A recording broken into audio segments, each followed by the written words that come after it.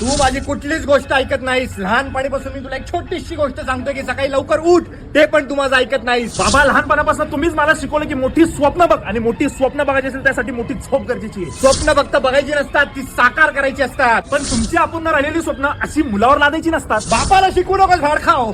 बाबा, आयुष्यभर मी सगळं तुमचंच ऐकलंय. तुम्ही मला म्हणले इंजिनिअरिंग कर, मी इंजिनिअरिंगच केली. पण तुम्ही कधी मला विचारलं की तुला काय हवंय? अरे तुला काय हवंय मला माहितीये, 500 रुपये पेट्रोलसाठी आणि 1000 रुपये हॉटेलात जाऊन त्या पोरीवर उडवण्यासाठी. अरे दुपारी 12 वाजता उठणाऱ्या पोराला मी हे विचारू की तुला काय हवंय म्हणून? आतापर्यंत बापाच्या तब्येतीकडे कधी लक्ष दिलंस का? परवा माझा गुडघा दुखत होता, एकटा चालत मी दवाखान्यात गेलो. अहो बाबा, पण मी तुम्हाला सांगत होतो डॉक्टरांकडे जायची गरज नाहीये. तुम्ही घरात स्प्रे मारा, तुमचा गुडघा बरा होईल. बापाला शिकवू नकोस भाड खा. तुझ्या आईशी गप्पा मारतोस, सगळं शेअर करतोस. तुला काय हवं, तुला काय नको हे तुझ्या आईकडनं मला कळतं, पण तू कधी मला सांगत नाहीस. मी कुठली गोष्ट तुम्हाला सांगायला असतो तुम्ही एकच डायलॉग मारता की बापाला शिकू नकोस. बापाचा डायलॉग बापालाच मारतोस भाड खाओ. बा, आतापर्यंत तुम्ही माझं कधीच कौतुक केलं नाही, कधी मला शाबासकी दिलेली नाहीये. तू कधी आतापर्यंत माझं कौतुक केलंस?